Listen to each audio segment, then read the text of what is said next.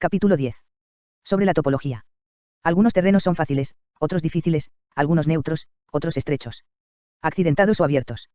Cuando el terreno sea accesible, sé el primero en establecer tu posición. Eligiendo las alturas soleadas, una posición que sea adecuada para transportar los suministros, así tendrás ventaja cuando libres la batalla. Cuando estés en un terreno difícil de salir, estás limitado. En este terreno. Si tu enemigo no está preparado, puedes vencer si sigues adelante, pero si el enemigo está preparado y sigues adelante, tendrás muchas dificultades para volver de nuevo a él, lo cual jugará en contra tuya.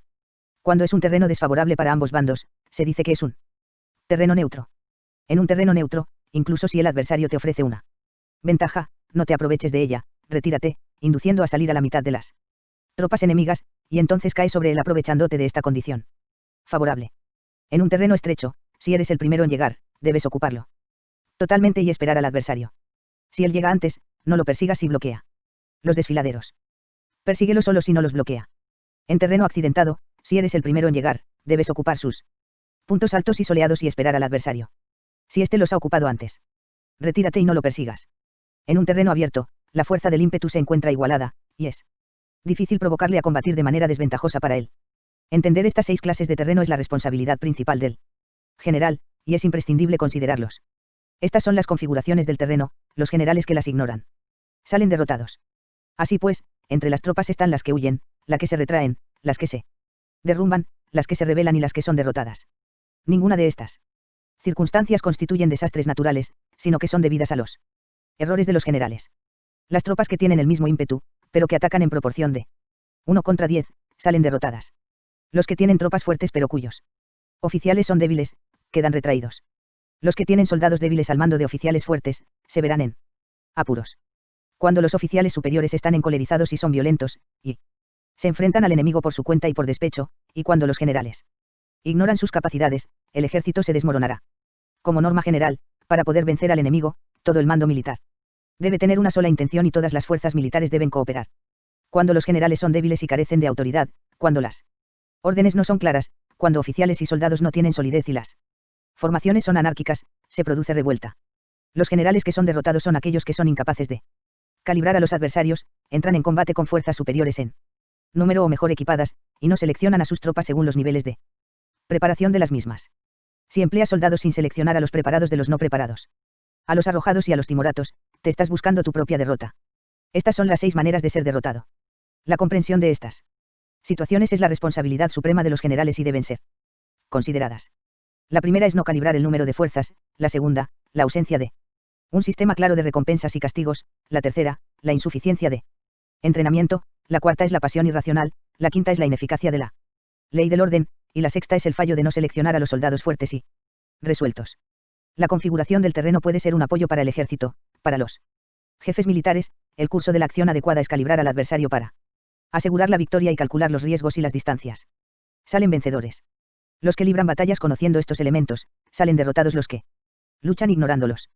Por lo tanto, cuando las leyes de la guerra señalan una victoria segura es claramente apropiado entablar batalla, incluso si el gobierno ha dado órdenes de no atacar. Si las leyes de la guerra no indican una victoria segura, es adecuado no entrar en batalla, aunque el gobierno haya dado la orden de atacar. De este modo se avanza sin pretender la gloria, se ordena la retirada, sin evitar la responsabilidad, con el único propósito de proteger a la población y en beneficio también del gobierno, así se rinde un servicio valioso a la nación. Avanzar y retirarse en contra de las órdenes del gobierno no se hace por interés personal, sino para salvaguardar las vidas de la población y en auténtico beneficio del gobierno. Servidores de esta talla son muy útiles para un pueblo.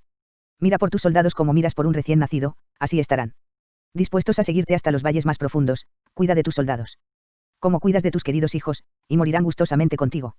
Pero si eres tan amable con ellos que no los puedes utilizar, si eres tan indulgente que no les puedes dar órdenes, tan informal que no puedes disciplinarlos, tus soldados serán como niños mimados y, por lo tanto, inservibles. Las recompensas no deben utilizarse solas, ni debe confiarse solamente en los castigos. En caso contrario, las tropas, como niños mimosos, se acostumbran a disfrutar o a quedar resentidas por todo. Esto es dañino y los vuelve inservibles. Si sabes que tus soldados son capaces de atacar, pero ignoras si el enemigo es invulnerable a un ataque, tienes solo la mitad de posibilidades de ganar. Sí. Sabes que tu enemigo es vulnerable a un ataque, pero ignoras si tus soldados son capaces de atacar, solo tienes la mitad de posibilidades de ganar. Si sabes que el enemigo es vulnerable a un ataque, y tus soldados pueden llevarlo a cabo, pero ignoras si la condición del terreno es favorable para la batalla. Tienes la mitad de probabilidades de vencer. Por lo tanto, los que conocen las artes marciales no pierden el tiempo. Cuando efectúan sus movimientos, ni se agotan cuando atacan. Debido a esto, se dice que cuando te conoces a ti mismo y conoces a los demás, la victoria no es un peligro. Cuando conoces el cielo y la tierra, la victoria es inagotable. Capítulo 11. Sobre las 9 clases de terreno. Conforme a las leyes de las operaciones militares, existen 9 clases de terreno. Sí. Intereses locales luchan entre sí en su propio territorio, a este se le llama terreno de dispersión. Cuando los soldados están apegados a su casa y combaten cerca de su hogar, pueden ser dispersados con facilidad. Cuando penetras en un territorio ajeno, pero no lo haces en profundidad, a este se le llama territorio ligero. Esto significa que los soldados pueden regresar fácilmente. El territorio que puede resultarte ventajoso si lo tomas, y ventajoso al enemigo si es él quien lo conquista, se llama terreno clave. Un terreno de lucha inevitable es cualquier enclave defensivo o paso estratégico. Un territorio igualmente accesible para ti y para los demás se llama terreno de comunicación. El territorio que está rodeado por 3 territorios rivales y es el primero en proporcionar libre acceso a él a todo el mundo se llama terreno de intersección. El terreno de intersección es aquel en el que convergen las principales vías de comunicación uniéndolas entre sí, sé el primero en ocuparlo, y la gente tendrá que ponerse de tu lado. Si lo obtienes, te encuentras seguro, si lo pierdes, corres peligro. Cuando penetras en profundidad en un territorio ajeno, y dejas detrás muchas ciudades y pueblos, a este terreno se le llama difícil. Es un terreno del que es difícil regresar. Cuando atraviesas montañas boscosas, desfiladeros abruptos u otros accidentes difíciles de atravesar, a esto se le llama terreno desfavorable. Cuando el acceso es estrecho y la salida es tortuosa, de manera que una pequeña unidad enemiga puede atacarte, aunque tus tropas sean más numerosas, a este se le llama terreno cercado. Si eres capaz de una gran adaptación, puedes atravesar este territorio. Si solo puedes sobrevivir en un territorio luchando con rapidez, y si es fácil morir si no lo haces, a este se le llama terreno mortal. Las tropas que se encuentran en un terreno mortal están en la misma situación que si se encontraran en una barca que se hunde o en una casa ardiendo. Así pues, no combatas en un terreno de dispersión, no te detengas en un terreno ligero, no ataques en un terreno clave, ocupado por el enemigo, no dejes que tus tropas sean divididas en un terreno de comunicación.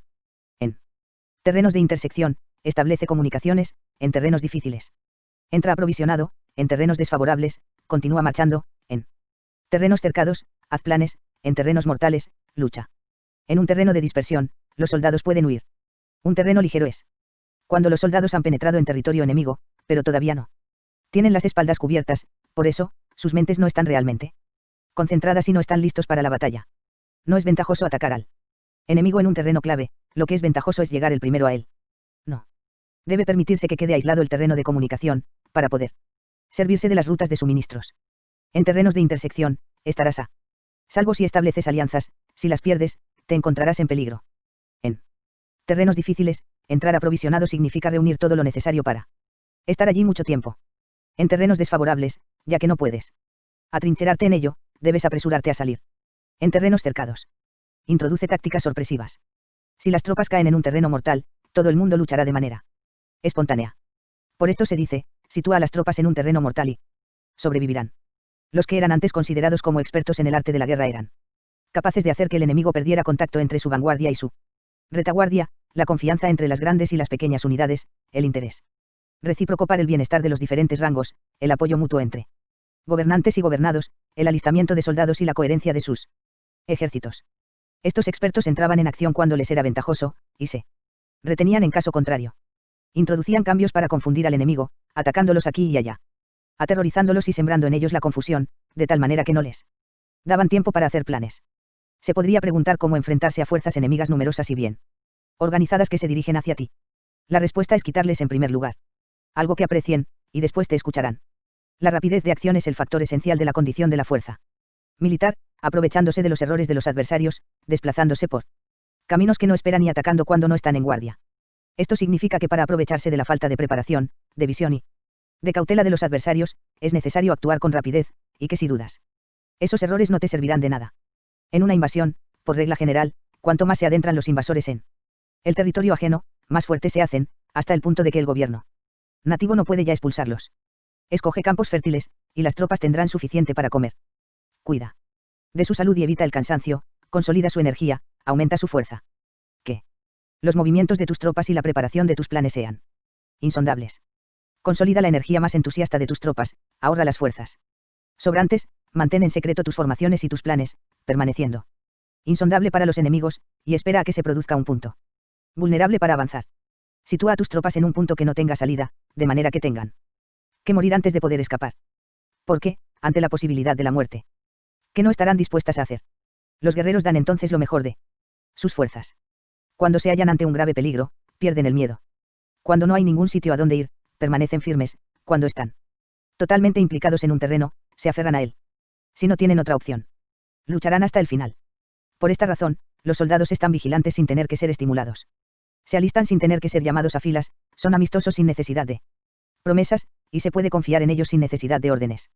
Esto significa que cuando los combatientes se encuentran en peligro de muerte, sea cual sea su rango, todos tienen el mismo objetivo, y, por lo tanto, están alertas sin necesidad de ser estimulados, tienen buena voluntad de manera espontánea y sin necesidad de recibir órdenes, y puede confiarse de manera natural en ellos sin promesas ni necesidad de jerarquía. Prohíbe los augurios para evitar las dudas, y los soldados nunca te abandonarán. Si tus soldados no tienen riquezas, no es porque las desdeñen. Si no tienen más longevidad, no es porque no quieran vivir más tiempo. El día en que se da la orden de marcha, los soldados lloran. Así pues, una operación militar preparada con pericia debe ser como una serpiente veloz que contraataca con su cola cuando alguien le ataca por la cabeza, contraataca con la cabeza cuando alguien le ataca por la cola y contraataca con cabeza y cola, cuando alguien le ataca por el medio. Esta imagen representa el método de una línea de batalla que responde velozmente cuando es atacada. Un manual de 8 formaciones clásicas de batalla dice: haz del frente la retaguardia, haz de la retaguardia el frente, con 4 cabezas y 8 colas. Haz que la cabeza esté en todas partes, y cuando el enemigo arremeta por el centro, cabeza y cola acudirán al rescate. Puede preguntarse la cuestión de si es posible hacer que una fuerza militar sea como una serpiente rápida. La respuesta es afirmativa. Incluso las personas que se tienen antipatía, encontrándose en el mismo barco, se ayudarán entre sí en caso de peligro de zozobrar. Es la fuerza de la situación la que hace que esto suceda. Por esto, no basta con depositar la confianza en caballos atados y ruedas fijadas. Se atan los caballos para formar una línea de combate estable, y se fijan las ruedas para hacer que los carros no se puedan mover. Pero aún así, esto no es suficientemente seguro ni se puede confiar en ello. Es necesario permitir que haya variantes a los cambios que se hacen, poniendo a los soldados en situaciones mortales, de manera que combatan de forma espontánea y se ayuden unos a otros codo con codo. Este es el camino de la seguridad y de la obtención de una victoria cierta. La mejor organización es hacer que se exprese el valor y mantenerlo constante. Tener éxito tanto con tropas débiles como con tropas aguerridas se basa en la configuración de las circunstancias. Si obtienes la ventaja del terreno, puedes vencer a los adversarios, incluso con tropas ligeras y débiles, cuanto más te sería posible si tienes tropas poderosas y aguerridas. Lo que hace posible la victoria a ambas clases de tropas es las circunstancias del terreno. Por lo tanto, los expertos en operaciones militares logran la cooperación de la tropa, de tal manera que dirigir un grupo es como dirigir a un solo individuo que no tiene más que una sola opción. Corresponde al general ser tranquilo, reservado, justo y metódico. Sus planes son tranquilos y absolutamente secretos para que nadie pueda descubrirlos. Su mando es justo y metódico, así que nadie se atreve a tomarlo a la ligera. Puede mantener a sus soldados sin información y en completa ignorancia de sus planes. Cambia sus acciones y revisa sus planes, de manera que nadie pueda reconocerlos. Cambia de lugar su emplazamiento y se desplaza por caminos sinuosos, de manera que nadie pueda anticiparse. Puedes ganar cuando nadie puede entender en ningún momento cuáles son tus intenciones. Dice un gran hombre: el principal engaño que se valora en las operaciones militares no se dirige solo a los enemigos, sino que empieza por las propias tropas, para hacer que le sigan a uno sin saber a dónde van. Cuando un general fija una meta a sus tropas, es como el que sube a un lugar elevado y después retira la escalera. Cuando un general se adentra muy en el interior del territorio enemigo, está poniendo a prueba todo su potencial. Ha hecho quemar las naves a sus tropas y destruir sus casas, así las conduce como un rebaño y todos ignoran hacia dónde se encaminan. Incumbe a los generales reunir a los ejércitos y ponerlos en situaciones peligrosas. También han de examinar las adaptaciones a los diferentes terrenos, las ventajas de concentrarse o dispersarse, y las pautas de los sentimientos y situaciones humanas. Cuando se habla de ventajas y de desventajas de la concentración y de la dispersión, quiere decir que las pautas de los comportamientos humanos cambian según los diferentes tipos de terreno. En general, la pauta general de los invasores es unirse cuando están en el corazón del territorio enemigo, pero tienden a dispersarse cuando están en las franjas fronterizas. Cuando dejas tu territorio y atraviesas la frontera en una operación militar, te hallas en un terreno aislado. Cuando es accesible desde todos los puntos, es un terreno de comunicación. Cuando te adentras en profundidad, estás en un terreno difícil. Cuando penetras poco, estás en un terreno ligero. Cuando a tus espaldas se hallen espesuras infranqueables y delante pasajes estrechos, estás en un terreno cercado. Cuando no haya ningún sitio a donde ir, se trata de un terreno mortal. Así pues, en un terreno de dispersión, yo unificaría las mentes de los soldados. En un terreno ligero, las mantendría en contacto. En un terreno clave, les haría apresurarse para tomarlo.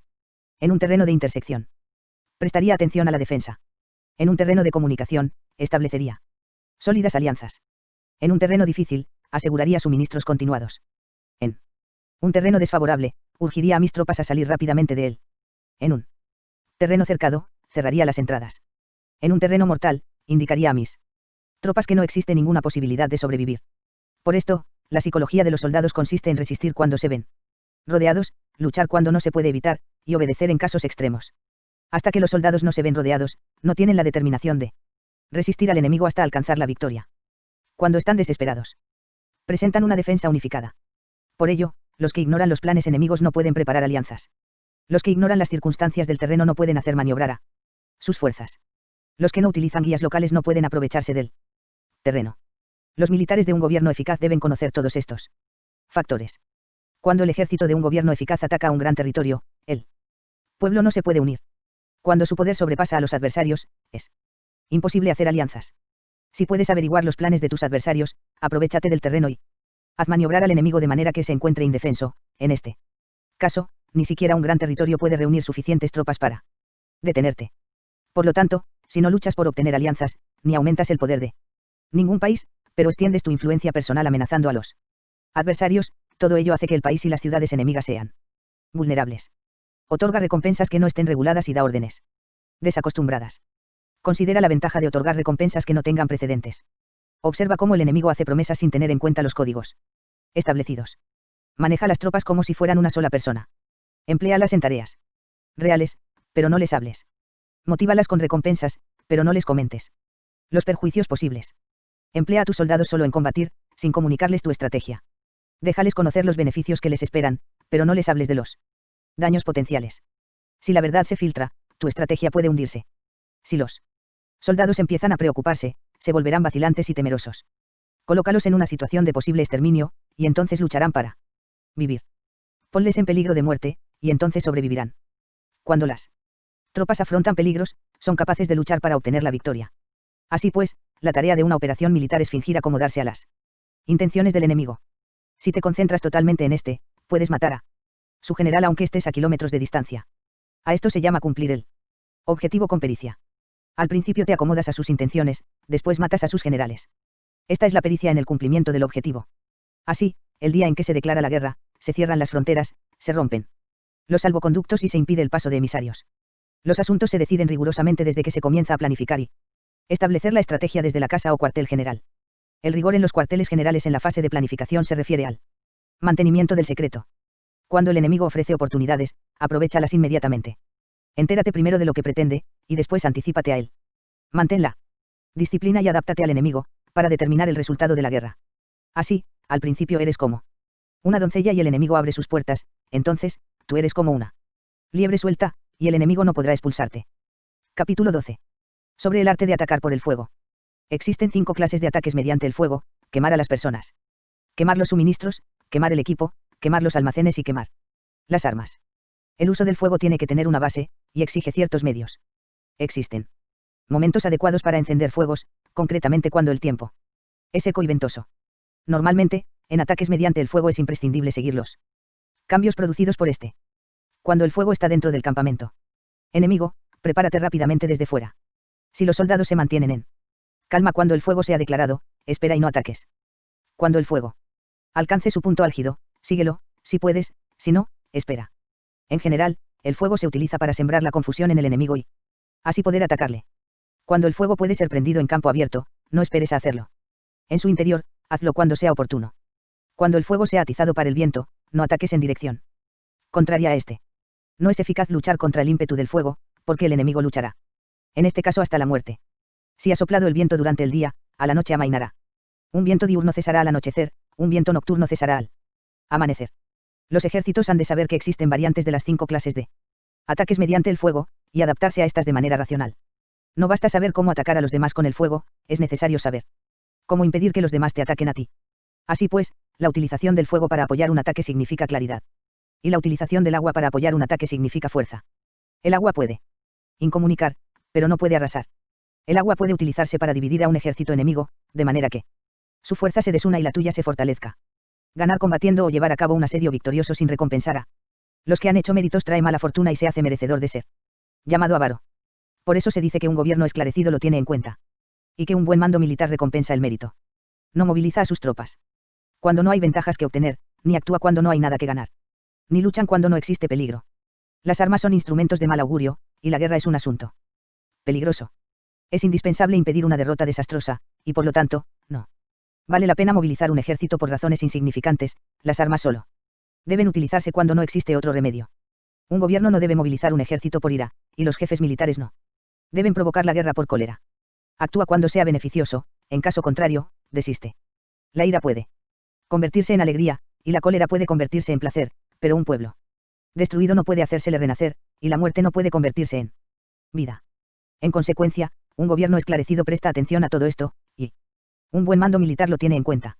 Esta es la manera de mantener a la nación a salvo y de conservar intacto a su ejército. Capítulo 13. Sobre la concordia y la discordia.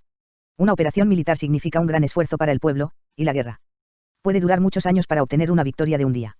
Así pues, fallar en conocer la situación de los adversarios por economizar en aprobar gastos para investigar y estudiar a la oposición es extremadamente inhumano, y no es típico de un buen jefe militar, de un consejero de gobierno, ni de un gobernante victorioso. Por lo tanto, lo que posibilita a un gobierno inteligente y a un mando militar sabio vencer a los demás y lograr triunfos extraordinarios con esa información esencial. La información previa no puede obtenerse de fantasmas ni espíritus, ni se puede tener por analogía, ni descubrir mediante cálculos. Debe obtenerse de personas que conozcan la situación del adversario. Existen 5 clases de espías: el espía nativo, el espía interno, el doble agente, el espía liquidable, y el espía flotante. Cuando están activos todos ellos, nadie conoce sus rutas, a esto se le llama genio organizativo, y se aplica al gobernante. Los espías nativos se contratan entre los habitantes de una localidad. Los espías internos se contratan entre los funcionarios enemigos. Los agentes dobles se contratan entre los espías enemigos. Los espías liquidables transmiten falsos datos a los espías enemigos. Los espías flotantes vuelven para traer sus informes. Entre los funcionarios del régimen enemigo, se hallan aquellos con los que se puede establecer contacto y a los que se puede sobornar para averiguar la situación de su país y descubrir cualquier plan que se trame contra ti. También pueden ser utilizados para crear desavenencias y desarmonía. En consecuencia, nadie en las Fuerzas Armadas es tratado con tanta familiaridad como los espías, ni a nadie se le otorgan recompensas tan grandes como a ellos, ni hay asunto más secreto que el espionaje. Si no se trata bien a los espías, pueden convertirse en renegados y trabajar para el enemigo. No se pueden utilizar a los espías sin sagacidad y conocimiento, no puede uno servirse de espías sin humanidad y justicia, no se puede obtener la verdad de los espías sin sutileza. Ciertamente, es un asunto muy delicado. Los espías son útiles en todas partes. Cada asunto requiere un conocimiento previo. Si algún asunto de espionaje es divulgado antes de que el espía haya informado, este y el que lo haya divulgado deben eliminarse. Siempre que quieras atacar a un ejército, asediar una ciudad o atacar a una persona, has de conocer previamente la identidad de los generales que la defienden, de sus aliados, sus visitantes, sus centinelas y de sus criados, así pues, haz que tus espías averiguen todo sobre ellos. Siempre que vayas a atacar y a combatir, debes conocer primero los talentos de los servidores del enemigo, y así puedes enfrentarte a ellos según sus capacidades. Debes buscar a agentes enemigos que hayan venido a espiarte, sobornarlos e inducirlos a pasarse a tu lado, para poder utilizarlos como agentes dobles. Con la información obtenida de esta manera, puedes encontrar espías nativos y espías internos para contratarlos. Con la información obtenida de estos, puedes fabricar información falsa sirviéndote de espías liquidables. Con la información así obtenida, puedes hacer que los espías flotantes actúen según los planes previstos. Es esencial para un gobernante conocer las 5 clases de espionaje, y este conocimiento depende de los agentes dobles, así pues, estos deben ser bien tratados. Así, solo un gobernante brillante o un general sabio que pueda utilizar a los más inteligentes para el espionaje, puede estar seguro de la victoria. El espionaje es esencial para las operaciones militares, y los ejércitos dependen de él para llevar a cabo sus acciones. No será ventajoso para el ejército actuar sin conocer la situación del enemigo, y conocer la situación del enemigo no es posible sin el espionaje.